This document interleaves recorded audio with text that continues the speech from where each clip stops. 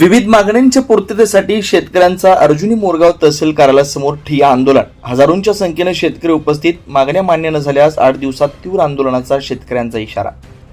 गोंदिया जिल्ह्याच्या अर्जुनी मोरगाव तालुक्यातील शेतकऱ्यांच्या विविध प्रलंबित प्रश्नांवर तोडगा काढण्यासाठी अन्नदाता धान उत्पादक शेतकरी संघ अर्जुनी मोरगाव व विविध कार्यकारी सेवा सहकारी संस्था संघ यांच्या संयुक्त विद्यमानं सोमवारी 16 मार्च 2026 रोजी दुपारी 12 वाजता अर्जुनी मोरगाव इथं भव्य शेतकरी आंदोलन आयोजित करण्यात आलं होतं.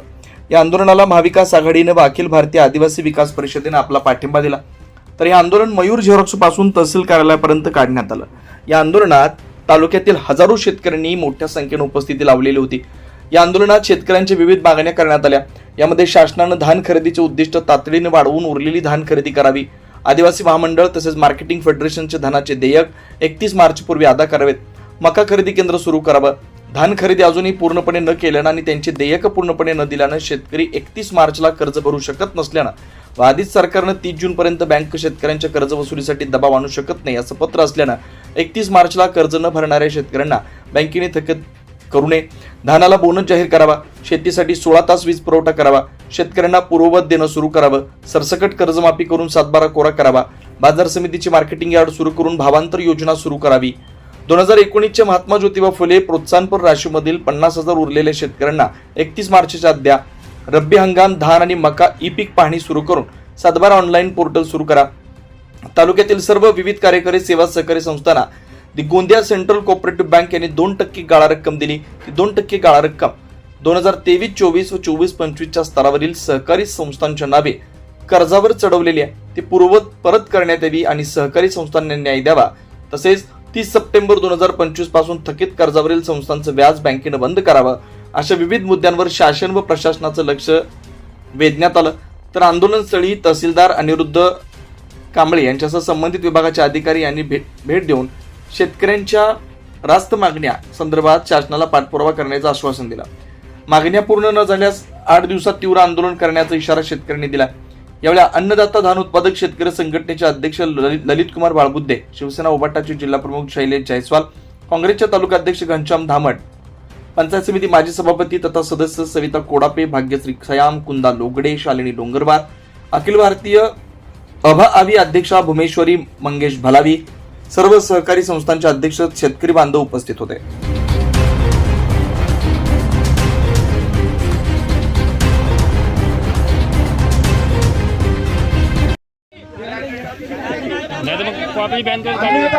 आज आम्ही कोणीच कर्ज भरून नाही थकीतवाल्याचं तुम्ही का केल्या? तुमच्या बँकेचे पैसे डुबले सांगून द्या त्याला.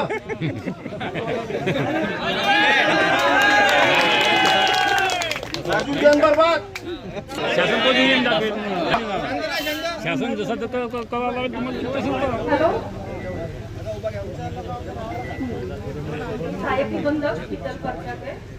तुम्हाला काय आपली बंद पडली ती आता काही वेळाने सुरू झाली. मागच्या मागच्या पोर्टल तर आपण जो शुल्क घेतला बाकी शिल्लक होते ती आता पाठवलेली आहे शासनाला. त्यांचं आता काही ठिकाणी येईल तिथले आपलं काय पाठवू शकतात की नाही करतात. मी स्वतः पात्रच आहे शासन आपण ती यादी शासनाला पाठवलेली आहे. आणि सरसकट कर्जमाफी जी आहे ती म्हणत आहे बाब शासनाकडून निवेदन पाठवू शासनाला आणि ते होईल. आणून द्या.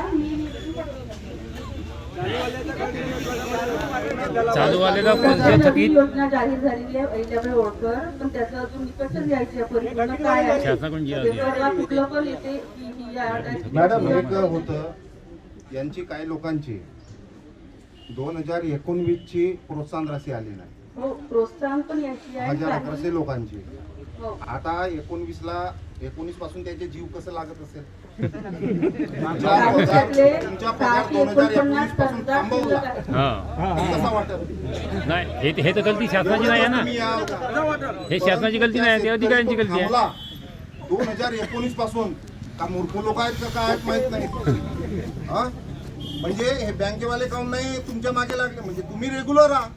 थकीतची ही रक्कम राहिली त्यांनी नक्की आणला असती. परंतु आपण रेग्युलर असल्यामुळे आपली प्रोत्साहन राशी आणला नाही आणि बँकेलाही काही निवेदन दिलो. आता 19 पासून त्याला व्याजासहित तुम्ही ते रक्कम द्याल का अगर पात्र असेल तर? मागच्या वर्षी तुम्हीच निवेदन दिलं होतं मला, हो. तुमच्या निवेदनामुळे नाही परत तुमच्या हातात काही कोर्टात नाही झाला. आहे. तुमच्या हातात असतं तर तुम्ही केलं बी असतं. तुम्ही जे निवेदन दिलं होतं ते शासनापर्यंत गेलं, म्हणून गेलं. परत पोर्टल सुरू झालं आणि यांचे नंबर पाठवले आपण. पोर्टल सुरू झालं, सर्व शेतकरी ऑनलाईन आता पुन्हा झाले. राहंगडाले जी यांचे त्यांची JDCC मध्ये approval पण झालेली आहे, आहे त्यांच्या माहिती? खात्यावरती अप्रुव्हल बी झाले. परंतु आपली मागणी आहे का ते पैसे भव्य असा शेतकरी मोर्चा या तहसील कार्यालयावर का आणावा लागला? पहिल्यांदाच आपण एकजुटाने एक मताने एक जयघोष केला पाहिजे. जय जवान जय जवान.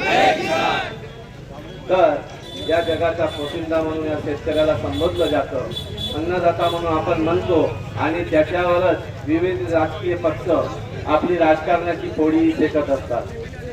जेव्हा जेव्हा इलेक्शन येते, जेव्हा जेव्हा चुनाव येतो, तेव्हा तेव्हा शेतकऱ्याला सामोर करून वोट मागले जाते. त्याची गरज आहे. आज मागील कितीतरी वर्षापासून चाललं जे नोव्हेंबर महिन्यात खरेदी चालू होत होती, आमच्या शेतकऱ्याला प्रायव्हेट धान विकायला भाग पाडणारी सरकार. आपल्याकडे उद्दिष्ट सर्वांना दिलं गेलेलं आहे. सोसायटीनं आपल्याकडे उद्दिष्टाचा प्रॉब्लेम नाही आहे. आपल्याला उद्दिष्ट 31 मार्च पर्यंत जेवढं पुरेल तेवढं सफिशियंट आहे. अजून 1 लाख उद्दिष्ट आपल्याकडे आहे. त्याचबरोबर आपल्याला मोरगाव अर्जुनी तालुक्यामध्ये 900 शेतकऱ्यांचं आपलं फक्त पीक पेमेंट बाकी आहे. ते येत्या आठवड्यामध्ये पूर्ण होते. 7 कोटीचं पेमेंट आपलं बाकी आहे आणि पेमेंट आपल्याकडे येऊन आहे. पेमेंटची प्रोसेस सुरू आहे. मागील वर्षी NML कंपनी होती आपल्याकडं, त्यावर्षी बीम पोर्टल आलं. त्यामुळे काय झालं, मागील वर्षी काही शेतकऱ्यांचे जे आपले कॉपरेटिव्हचे अकाउंट राहतात त्याला 0 लावलेला असतो, पण तो जेव्हा मर्ज केला आपण बीममध्ये तेव्हा तो 0 हटला. त्यामुळे काही शेतकऱ्यांचे पेमेंट राहिले होते. तर त्या आता बीम पोर्टलचं मॉडिफिकेशन साईट चालू झालेली आहे. कालपासून 8 दिवसामध्ये सर्वांचे पेमेंट होऊन जाते. सर जी माझी त्याच्यामुळे झालेली आहे, आपण ती डिलीट एक कमी करावं लागेल आणि एक जी ओके आहे ती बरोबर करून टाकू. ठीक आहे. ठीक आहे. आधी आपण मका खरेदी केली आता होती. ह्या वर्षी करायला काय तकलीफ? या वर्षी आम्हाला यांनी प्रस्ताव दिलेला आहे. हो. मी कलेक्टर साहेबांना सादर करतो. बळी. त्याच्यावर जर निर्णय येईल तो आम्ही तुम्हाला आणि कळवतो. झालं पाहिजे मग असं. तुम्ही घ्याल तर फेडरेशन घेईल ना साहेब, जॉईन Yes, आहे. yes, yes. ठीक आहे. है काय की नाही? अडचण नाही. आणि ते मागे आहे फेडरेशन. म्हणजे व्याजाची 6% रक्कम बँकेला प्राप्त होते आणि संस्था आणि बँक या माध्यमातून पुरावा रक्कम म्हणून 2% काळाची रक्कम असते. जेव्हा शासनाकडून रक्कम प्राप्त होते तेव्हा 4% रक्कम बँकेला होते आणि 2% रक्कम संस्थेच्या सक्षमीकरणाकरिता संस्थेला दिली जाते. पण शासनाकडून अप्राप्त असल्यामुळे आणि जी संस्था आहे संस्थेला आपल्या सक्षमीकरणाकरिता कोणती अडचण जाऊ नये म्हणून बँकेनं शासनाकडून अप्राप्त असताना सुद्धा ऍडजस्टमेंट करून दिलेलं आहे. हॅलो. आणि ती जर चालू सभासदांची वसुली असेल तर त्या ब्रांचला तुम्ही एक अर्ज लावा आणि तो व्याज रिवर्स करायला लावा. कारण की 31 मार्च पर्यंत येणारी वसुली ही चालू सभासदांची वसुली असते, त्याच्यामुळे तिथं व्याज घ्यायला नको. ठीक आहे. पण 31 मार्च नंतर जर येणारी वसुली असेल तर ती तुमची थकीत सभासदांची वसुली असते आणि ती थकीत सभासदांची वसुली असल्यामुळे आम्हाला 10% ते 20% वसुली व्याजामध्ये घ्यावी लागते. अशा प्रकारच्या तक्रारी येणार नाही याची आपण दक्षता घ्यावी आपण सूचना करतो.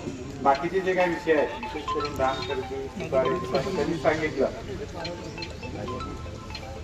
त्यांनी जे सांगितलं हे आपल्या स्तरावरचे विषय आहेत ते आपण इथं सॉल्व्ह करण्याचा प्रयत्न करतो. पण जे विषय संपूर्ण जिल्ह्याला म्हणा किंवा राज्याला लागू आहे ते धोरणात्मक बाबी असतात, त्या आपली जबाबदारी असते. माझे तालुका प्रशासन म्हणून जिल्हा प्रशासन असेल किंवा वरिष्ठ जे आम्हाला वेळोवेळी ज्यावेळी संधी मिळते हे प्रश्न मांडणे, क्षेत्रीय अधिकारी कर्मचारी काम करत असताना जे आम्हाला आम्ही लोकांच्या संपर्कात येतो त्यांच्या अडीअडचणी किंवा जे काही त्यांचे रिलेटेड मुद्दे आहेत ते मुद्दे त्यांच्यापर्यंत पोहोचवणे आणि मांडणे हे आम्ही काम करत असतो आणि याही या माध्यमातून आम्ही हे करत राहू.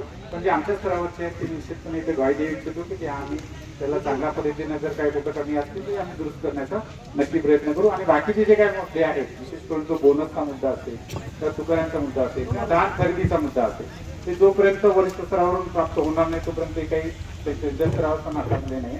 तर या बाबतीत आम्ही निश्चितपणे वरिष्ठ स्तरावर पण पाठपुरावा करून एवढं मी या प्रसंगी बोलू. तुमच्या स्तरावरचे मुद्दे सर पैसे भरले होते त्यांना कनेक्शन आपल्या रेग्युलर जी लाईन आहे त्यांना तुम्ही त्यातनं सोलर घ्या म्हणून देण्यात आहे. सक्ती करता तो सोलर किती परंतु पाणी फेकते रे? मे 2023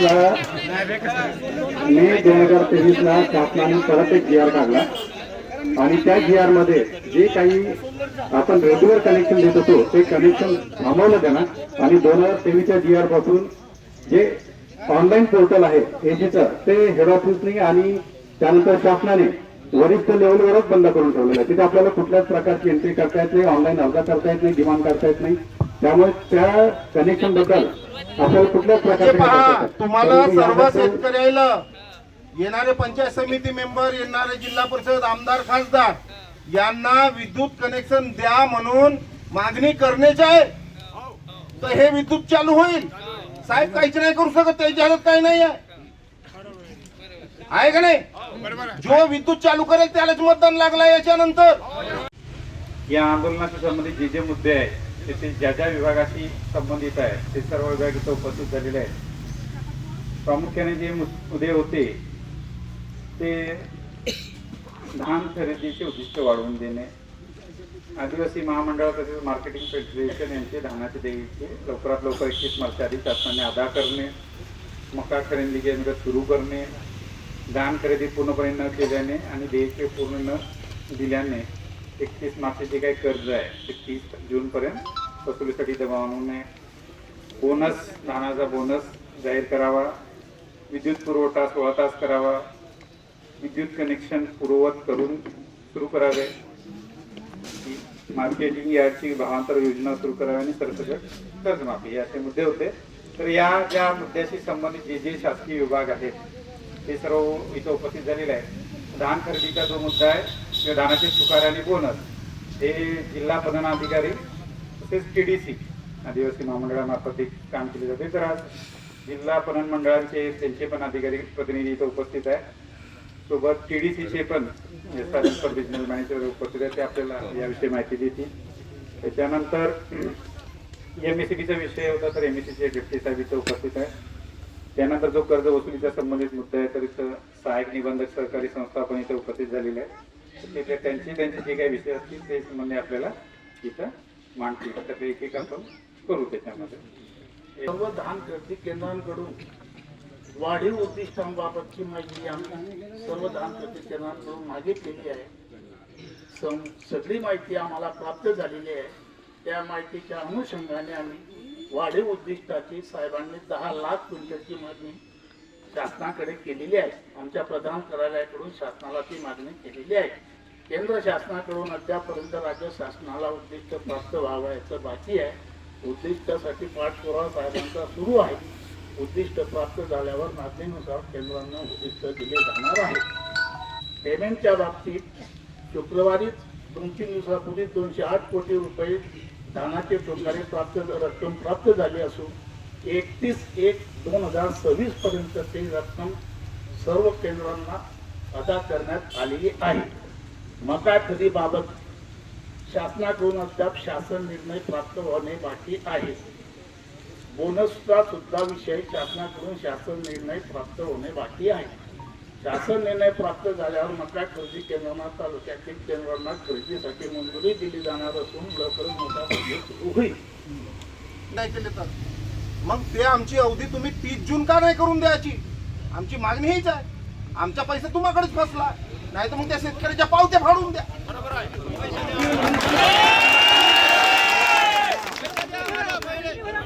हा दुसरा मुद्दा साहेब, दुसरा मुद्दा आहे पीक पेऱ्याबद्दल. पीक पेऱ्याबद्दलचा जो मुद्दा आहे तर सहाय्यक पोर्टलवरती याच्यापूर्वी आणि आतापर्यंत आणि आताही पण त्याची नोंदणी चालू आहे. मी मागे तलाठी साहेबांना परवाला विचारलं होतं, तलाट्यामार्फत जर पीक पोर्टलची व्यवस्था जर होत असेल तर प्रायव्हेट पीक पद्धतीची जे पोर्टल जो आहे तो केव्हा चालू होणार? आणि तुमच्या माहितीस्तव सांगतो की तुम्ही आता म्हटलं की ते पीक पोर्टल चालू व्हायला आहे, पण सहाय्यक पीक पोर्टलवरतून पीक पेरा चालू आहे तर कोणत्या अधिकाऱ्यांनी हे का केली? ज्या मागण्या आताच ललित भाऊंनी सांगितल्याप्रमाणे कर्जमाफीचा मुद्दा आहे, धानाचं उद्दिष्ट वाढवणे आणि नवीन जे रब्बीचे पिकाचं जे उत्पादन येणार आहे रब्बी मक्याचं आणि धानाचं त्यांची खरेदी ही करण्यात यावी व या खरेदीची व्यवस्था जर भविष्यात 8 दिवसात जर करण्यात आली नाही तर येणाऱ्या काळामध्ये आम्ही तीव्र आंदोलन उभारणार आहोत आणि याची सर्वस्वी जबाबदारी शासन आणि प्रशासनाची राहील एवढंच मी TV माध्यमाच्या माध्यमातून सांगू इच्छितो.